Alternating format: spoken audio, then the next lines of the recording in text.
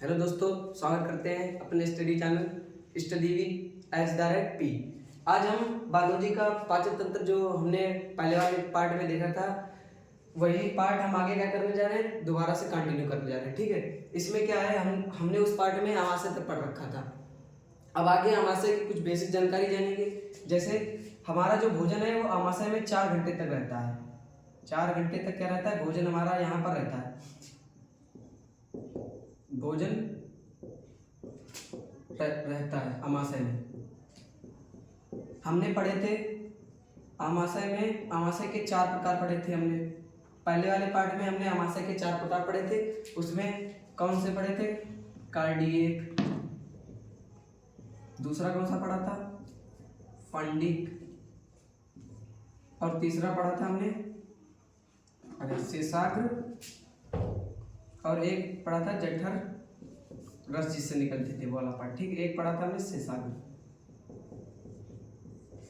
यहाँ से कार्डियक में हमने क्या पढ़ा था, किसमें HCl रहता है जो कि कीटाणु को नष्ट करता है। ठीक है, इसी प्रकार से हमने फंडिक भी पढ़ा था। फंडिक में क्या पढ़ा था, जो रूजी नामक कांटेनुमा संरचना होती है जो क्या करती है, भूखे रहने पर हमारे पेट में चुभती है। इसमें क्या होता है, रूजी नामक संरचनाएं रहती है।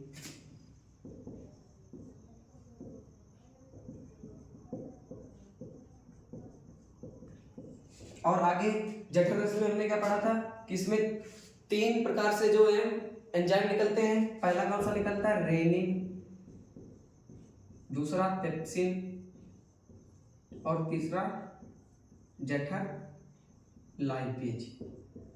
ठीक है, इनके हम लोगों ने क्या कार्य भी पढ़ रखे थे।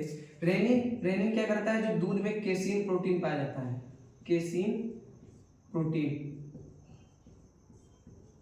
उसका पाचन करता है। और पेप्सिन क्या करता है, प्रोटीन का पाचन करता है। और ये प्रोटीन अणु को पेप्टोन और पॉलीपेप्टाइड में बदल देता है। किसमें बदल देता है, पेप्टोन और पॉलीपेप्टाइड में। ठीक है, वो आगे की बात है। जठर लाइपेज, इसमें क्या होगा, ये जो है वसा का पाचन करता है। वसा को पाचन करके किसमें बदलता है, ट्राइग्लिसराइड्स में,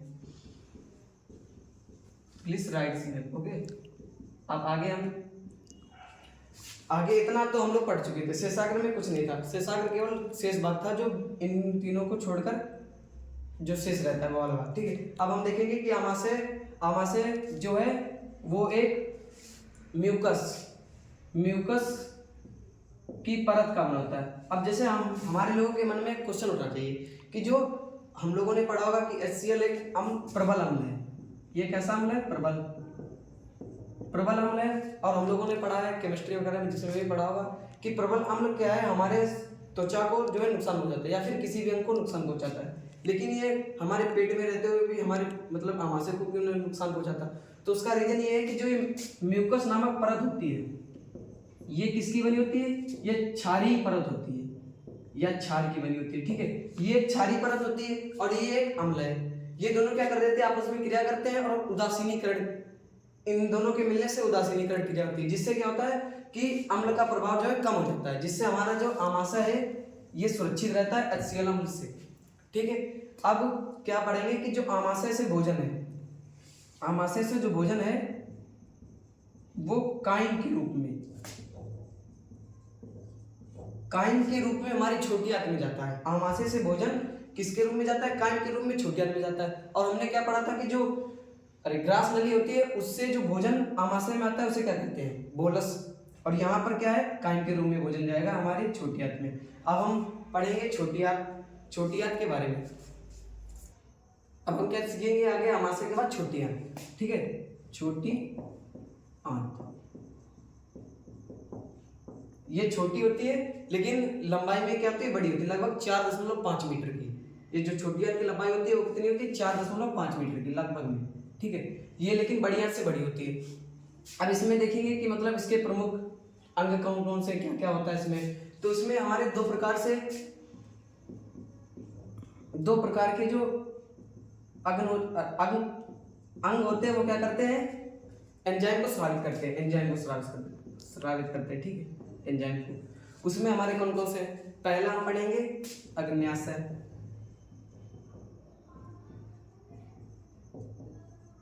और दूसरा हम कौन सा पढ़ेंगे, पित्ताशय। ठीक है, ये दोनों पहले पढ़ेंगे। अब यहाँ से इनको पढ़ने से पहले क्या कर ले, हम छोटी आंत के कुछ भाग पढ़ ले, तभी ये चीजें समझ में आएगी। तो छोटी आंत के 3 भाग होते हैं मुख्यतः। पहला है, क्या हम पढ़ रहे हैं, इनके प्रकार पढ़ रहे हैं, ठीक है, टाइप्स, छोटी आंत। तो पहला हमारा कौन सा है, पहला होता है ड्यूडेनम, ड्यूडेनम, ठीक है, ड्यूडेनम, जो जिसे हम ग्रहणी भी कहते हैं,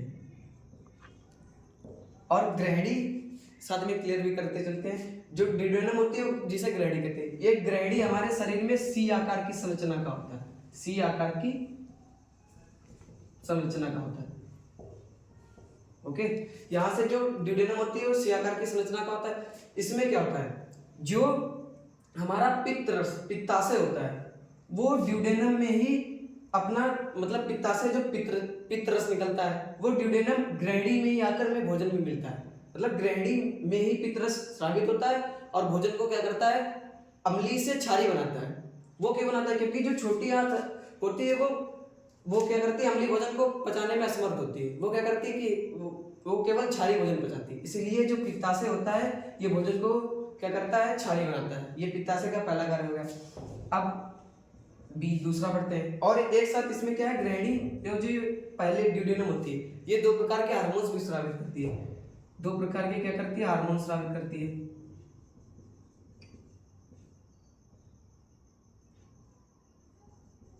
हार्मोन्स, ठीक है। इसमें पहला कौन सा है, पहला है सिक्रेटिन, और दूसरा हमारा कौन सा है, कोलेसिस्टोकाइनिन।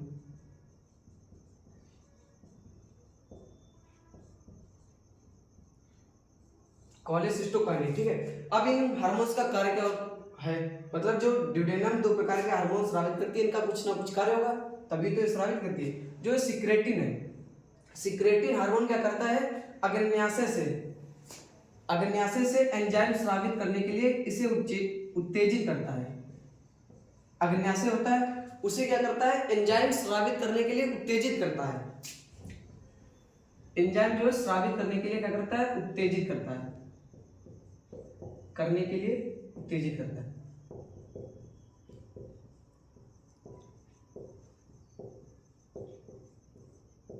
आगे, और जो ये कोलेसिस्टोकाइनिन होता है ये क्या करता है, पित्ताशय से पित्तरस को स्रावित करने के लिए उत्तेजित करता है, जो कोलेसिस्टोकाइनिन हार्मोन होता है, ठीक है।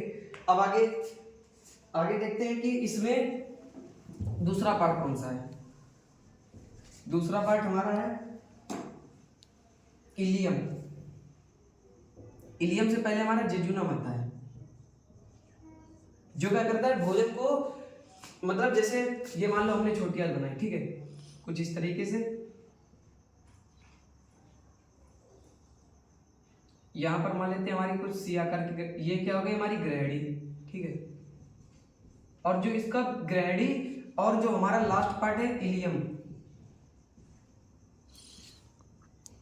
इलियम, यहां से इतना ही, इसके बीच का भाग जो होता है वो जेजुनम होता है। ये क्या करता है कि अपने में भोजन आते ही स्वयं को बढ़ा देता है ताकि भोजन यहाँ पर फैल सके और इसमें क्या हो, पूर्ण पाचन हो सके। यहाँ पर हम लोगों ने पढ़ा होगा कि छोटी आंत में जो है पूर्ण पाचन होता है, तो जेजुनम क्या करता है, अपना भोजन यहाँ पर फैला देता है। उसमें से जो भी हमारे लिए मुख्य आहार होते हैं, पोषक तत्व होते हैं, उनको क्या किया जाता है, अवशोषित किया जाता है, और यहीं पर भोजन का पूर्ण पाचन होता है, मतलब भोजन यहाँ से पूरा पचित होता है, ठीक है।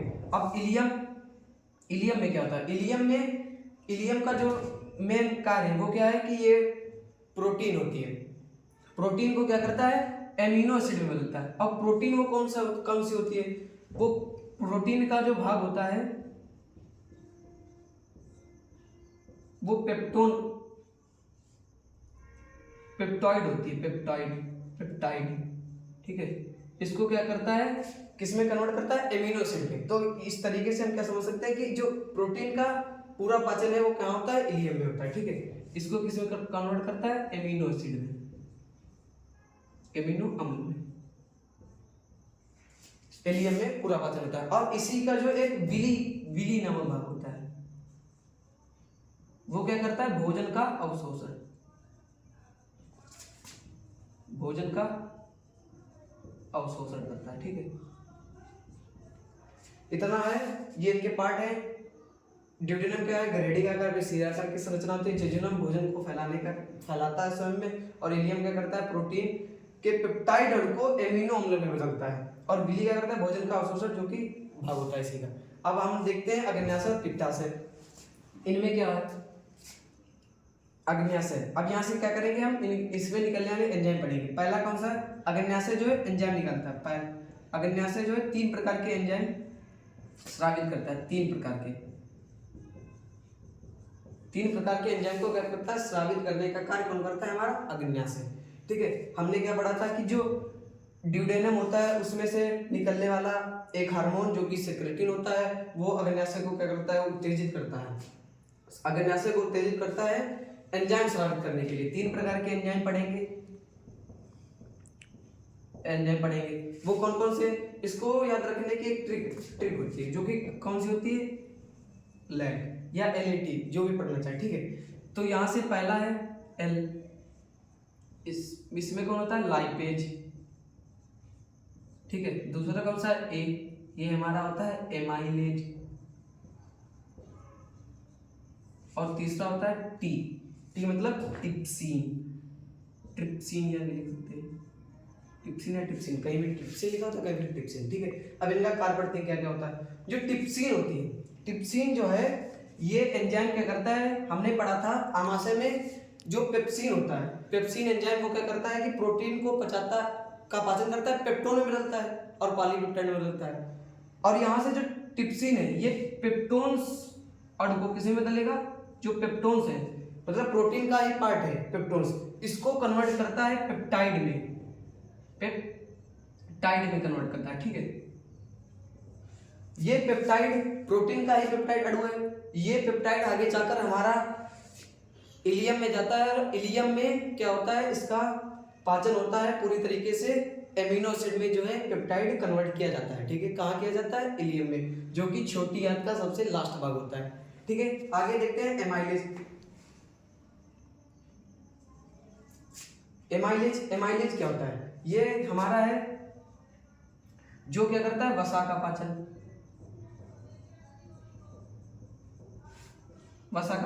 वसा कई बहुत सी जगह पर पाचन होती है, वहां पर छोटे छोटे अणु में बदल दी जाती है, यहाँ से इसका पाचन होता है। और जो लाइपेज होता है, ये लाइपेज क्या करता है, प्रमुख रूप से ऑयली चीजें, मतलब ऑयली जितनी भी चीजें होती है उनको क्या करता है, पाचित करता है, ऑयली थिंग्स को, जितनी भी ऑयल में मुख्यतः कौन सी चीज पाई जाती है, उसे पाचित करता है। ठीक है, लाइपेज।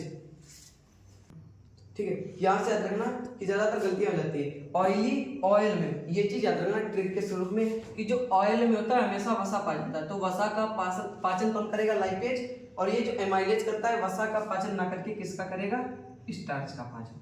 ठीक है, ये किसका करेगा, स्टार्च या मंड, इसे मंड भी कहा जाता है।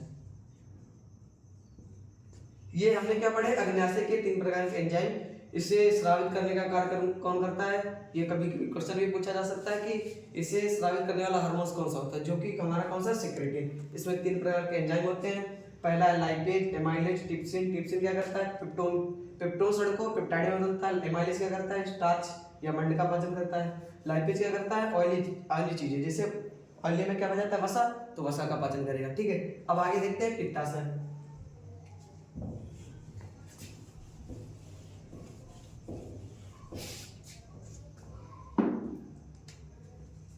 पित्ताशय का कार्य। ठीक है, अब पित्ताशय में क्या होता है, पित्ताशय जो है पित्त रस को स्रावित करता है, पित्त रस को क्या करता है, स्रावित करता है। और कहाँ करता है स्रावित, ये भी क्वेश्चन कभी कभी पूछा जा सकता है। तो पित्त रस को स्रावित करता है छोटी आंत के सबसे पहले भाग, जिसे ड्यूडेनम या ग्रेडी भी कहा जाता है। ठीक है, पित्त रस को स्रावित करता है। और यहाँ से कभी कभी क्वेश्चन भी बनता है कि पित्त रस का निर्माण कहाँ पर होता है। जो पित्त रस का निर्माण होता है, वो हमारा होता है यकृत में, इसका निर्माण यकृत में होता है, लेकिन इसे स्टोर करने का कार्य कौन करता है, स्टोर हमारा करता है, मतलब संचित करता है हमारा पित्ताशय, पित्ताशय, ठीक है। पित्ताशय जो क्या करता है, स्टोर करने का कार्य करता है। और पित्ताशय जो है एक हरे रंग की संरचना होती है। जैसे मान लो हमने क्या किया, यहाँ पर एक इस तरीके से एक क्या बना लिया, यकृत,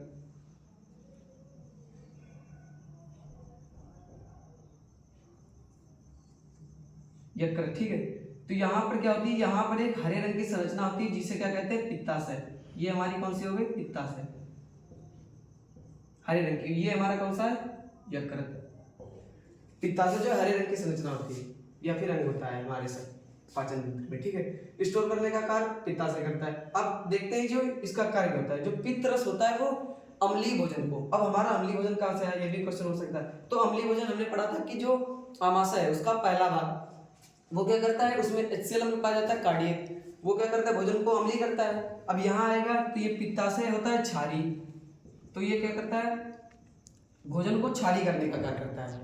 अब जैसे कभी कभी हम लोग हमें क्या होती है, हम लोगों में क्या होता है कि जैसे ज़्यादा खाने पर जो है उल्टियाँ हो जाती हैं, तो उसमें कभी कभी हरा हरा रंग का पदार्थ निकल आता है जो कि हमें बहुत कड़वा कड़वा लगता है मुंह में आने पर, तो क्या होता है, वो पित्त रसी होता है, ठीक है। यहाँ से क्षारी होता है जो भोजन को क्या करता है, क्षारी करने का कार्य करता है।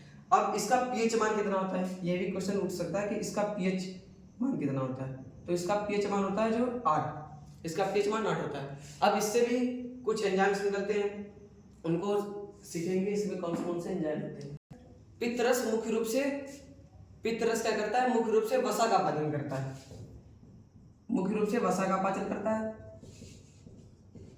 ये वसा का पाचन करता है। ये वसा को पाचन करने की यहाँ पर जो प्रक्रिया होती है उसे क्या कहते हैं, इमल्सिफिकेशन,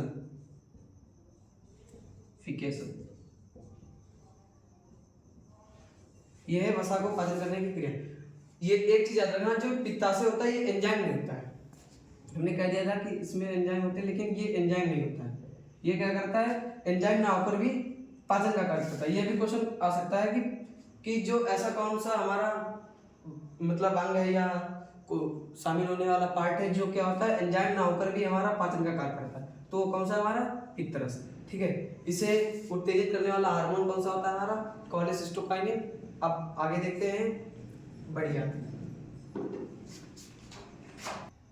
यहाँ पर क्या होता है, जो हमने बताया था कि छोटी आंत से निकलने वाले एंजाइम, थोड़ा ये एक्स्ट्रा है, छोटी आंत से निकलने वाले एंजाइम को क्या कहा जाता है, सक्कस, एंटेरिकस। और इसमें से मुख्य 3 एंजाइम निकलते हैं। पहला है माल्टेज जो कि माल्टोज का पाचन करता है। दूसरा है हमारा ग्लैक्टेज जो कि ग्लूकोज का पाचन करता है, ठीक है, ग्लूकोज का पाचन। और हमारा तीसरा है सुक्रेज जो कि किसका पाचन करता है, सुक्रोज का। ये क्या है, हमारे इन छोटी आंत से निकलने वाले एंजाइम सक्कस, एंटेरिकस कहलाते हैं। माल्टेज जो कि माल्टोज का पाचन करता है, ग्लूकोज ग्लूकोज का, और सुक्रेज सुक्रोज का। अब यहाँ से क्या है कि हमने पढ़ा था इसके प्रकार छोटी आंत, लेकिन उसमें भी कुछ एक्स्ट्रा जानकारी है। पहला हमने बताया था ग्रैडी या ड्यूडेनम, दूसरा हमने कौन सा पढ़ा था, जेजुनम, तीसरा हमने पढ़ा था इलियम, ठीक है। जो ग्रैडी होता है ये मुख्य रूप से 2 हार्मोन स्रावित करता है, और ये जेजुनम क्या करता है, भोजन को फैलाने के लिए स्थान देता है। और इलियम क्या करता है, पाचन और प्लस अवशोषण,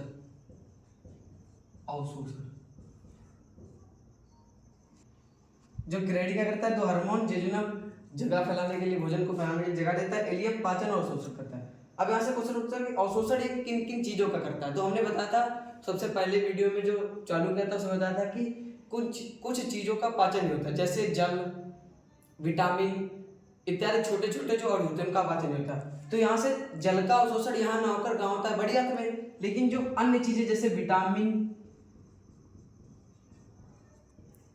वगैरह का पाचन कहाँ पर होता है, अवशोषण कहाँ, पाचन नहीं होता है एक चीज। विटामिन का जो अवशोषण होता है वो कहाँ होता है, इलियम में। और इलियम किसका भाग होता है, छोटी आंत का। तो पूर्ण रूप से पाचन, हमारे भोजन का पूर्ण रूप से पाचन कहाँ हो जाता है, छोटी आंत में। और अब आगे देखते हैं बड़ी आंत।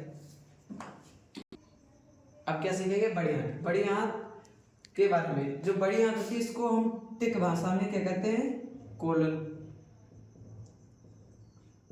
टिक भाषा में इसे कॉलन करते हैं। और इसी के जो पार्ट होते हैं, मतलब इसके जो पार्ट होते हैं या भाग होते हैं उनको भी कॉलन कहा जाता है, कॉलन कहा जाता है। ठीक है, अब इसमें क्या होता है, बड़ी आंत में जब जल का मुख्य रूप से अवशोषण होता है, जल का अवशोषण होता है,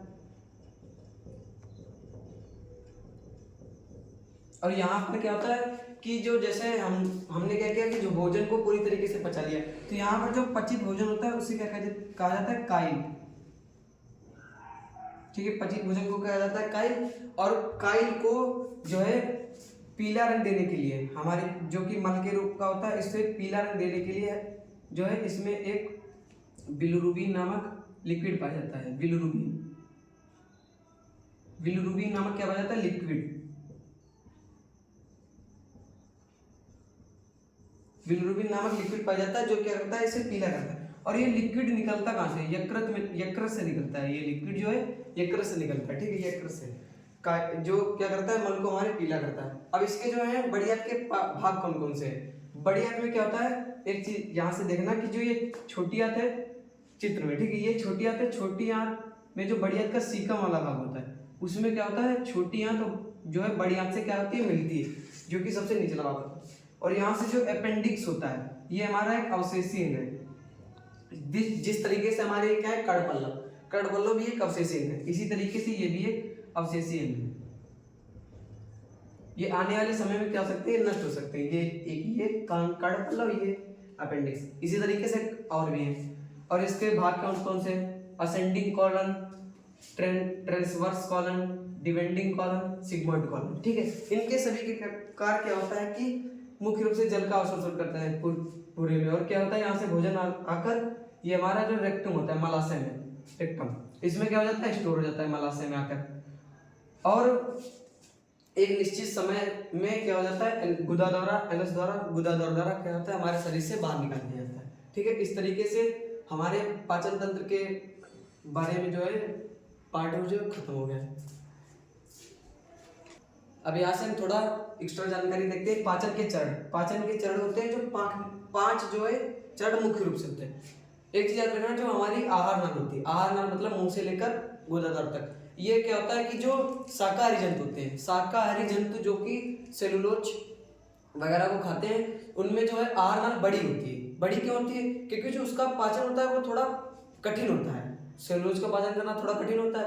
और जबकि मांसाहारी में क्या होता है, यही आहार नाल छोटी होती है। वो क्यों होती है, क्योंकि जो मांस होता है वो सेलुलोज के अपेक्षा में पचाना क्या होता है, आसान होता है। ठीक है, इसी तरीके से जैसे एक उदाहरण होता है कि जो मेढक का टेडपोल होता है, जो कि लार्वा होता है, उसकी जो आहार नाल है वो वयस्क मेढक की अपेक्षा बड़ी होती है, जबकि वो क्या है, हमारा लार्वा है, मेढक का लार्वा। ठीक है, अब इसी तरीके से हम यहाँ पर पाचन के चरण के बारे में सीखेंगे। पाचन के चरण, पहला हमारा है इंजेक्शन। इंजेक्शन क्या होता है, यह कौन सी क्रिया है, इसमें क्या होता है कि जो हम भोजन को मुंह में लाते हैं, भोजन को हाथ से या पकड़ कर तोड़कर जैसे भी मुंह में लाते हैं, यह प्रक्रिया क्या कहलाती है, भोजन को मुंह तक लाने में प्रक्रिया, मुंह तक, भोजन को मुंह तक लाने की प्रक्रिया, लाने की प्रक्रिया को क्या कहते हैं, इंजेक्शन। ठीक है, इंजेक्शन। अब यहाँ पर डाइजेशन का अर्थ होता है पाचन, डाइजेशन का अर्थ क्या होता है, पाचन। ठीक है, अब अब्जॉर्प्शन का अर्थ क्या होता है, अवशोषण। ये क्या, इसका अर्थ क्या होता है, अवशोषण। ठीक है, अवशोषण। और यहाँ से असिमिलेशन, इसका होता है स्वांगीकरण,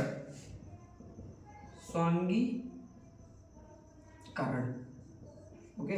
और ये क्या है, डिफेक्शन, ये क्या होता है, परित्याग। ठीक है, या फिर क्या होता है, मल को त्यागना। अब जो है पाचन और अवशोषण का कार्य होता है, ये मुख्यतः छोटी आंत में होता है। मुख्य रूप से हम ये नहीं कह रहे कि पूरा जो है पाचन छोटी आंत में होता है या पूरा अवशोषण छोटी ही आंत में होता है। कुछ जैसे पाचन हमारा हमने पढ़ा था कि आमाशय में भी हो जाता है। अब कुछ अवशोषण जो है, जल का अवशोषण कहाँ होता है, बड़ी आंत में। ठीक है, अब जो स्वांगीकरण होता है, स्वांगीकरण क्या होता है, स्वांगीकरण यह प्रक्रिया ऐसी प्रक्रिया है जिसमें क्या होता है कि हम पोषक तत्वों को अवशोषित करते हैं, उनको क्या करते हैं, अपने शरीर के विकास में लगाते हैं। इससे क्या होता है, ऊर्जा का प्रयोग, मतलब स्वांगीकरण में ऊर्जा का निर्माण भी होता है और ऊर्जा का हम लोग क्या करते हैं, प्रयोग भी करते हैं। ठीक है, यहाँ से ऊर्जा का निर्माण व प्रयोग। अब परित्याग क्या होता है, जो हम क्या करते हैं, मल को अपने शरीर से बाहर निकालते हैं, वो कौन सी क्रिया कहलाती है, डिफेक्शन। ठीक है, तो यहाँ से हमारा पाचन तंत्र कंप्लीट हो गया। और आगे अन्य शरीर के बारे में जानकारी लेने के लिए या बायोलॉजी के लिए हमारे चैनल से जुड़े रहेगा। सब्सक्राइब करिए हमारे study with @the P channel को और हमारे साथ दीजिएगा। ओके, धन्यवाद।